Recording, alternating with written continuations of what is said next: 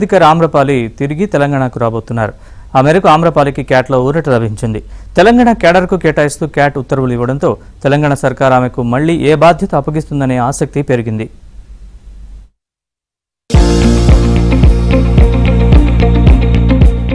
అఖిల భారత సర్వీస్ అధికారులు అమరావతి నుంచి హైదరాబాద్ బాట పడుతున్నారు. డీఓపీటీ ఆదేశాలతో ఏపీకి వెళ్లిన ఆఫీసర్స్ తెలంగాణ సర్వీసులో తిరిగి చేరుతున్నారు. ఉమ్మడి ఏపీ విభజన సమయంలో ఐఏఎస్, ఐపీఎస్ అధికారులను 2 రాష్ట్రాల మధ్య విభజన చేశారు. అందులో ఏపీకి కేటాయించిన తెలంగాణలో కొనసాగిన ఐఏఎస్, ఐపీఎస్ అధికారులు వెంటనే ఏపీ వెళ్లాలని డీఓపీటీ ఆదేశించింది. దాంతో గత అక్టోబర్లో వారంతా వెళ్లి ఏపీలో రిపోర్ట్ చేశారు. అందులో కొందరు డీఓపీటీ ఉత్తర్వులను రద్దు చేసి తెలంగాణలో కొనసాగేలా ఉత్తర్వులు ఇవ్వాలని కోరుతూ క్యాట్ ను ఆశ్రయించారు. క్యాట్ ఆశ్రయించిన ఒక్కో అధికారికి ఊరట లభిస్తోంది. 2 ఐపీఎస్ అధికారులు అభిలాష బిస్ట్, అభిషేక్ మహంతికి క్యాట్ లో అనుకూల తీర్పు రావడంతో తిరిగి తెలంగాణ కేడర్లో చేరారు. ఇక తాజాగా ఐఏఎస్ అధికారి ఆమ్రపాలికి సైతం కేంద్ర పరిపాలనా ట్రిబ్యునల్లో ఊరట లభించింది. తాను పెరిగింది అంతా హైదరాబాద్ లోనేనని, తన స్థానికతను హైదరాబాద్ గానే పరిగణించాలని ఆమ్రపాలి చేసిన వాదనతో ఏకీభవించిన క్యాట్ ఆమెను ఏపీ నుంచి తెలంగాణ కేడర్ కు కేటాయించింది.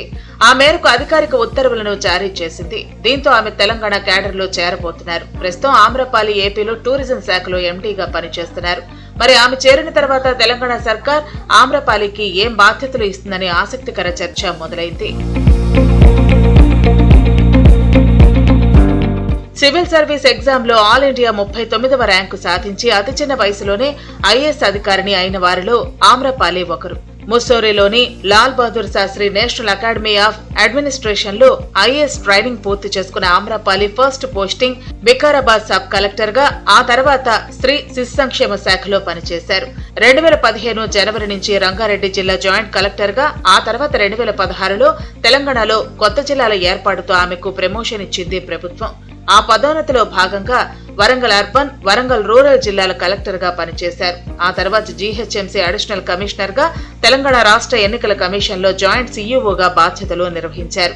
ఆ తర్వాత కేంద్ర హోంశాఖలో హోం సెక్రటరీగా పనిచేసి వెంటనే 2020 నుండి ప్రధాని కార్యాలయంలో డిప్యూటీ సెక్రటరీగా విధులు నిర్వర్తించారు.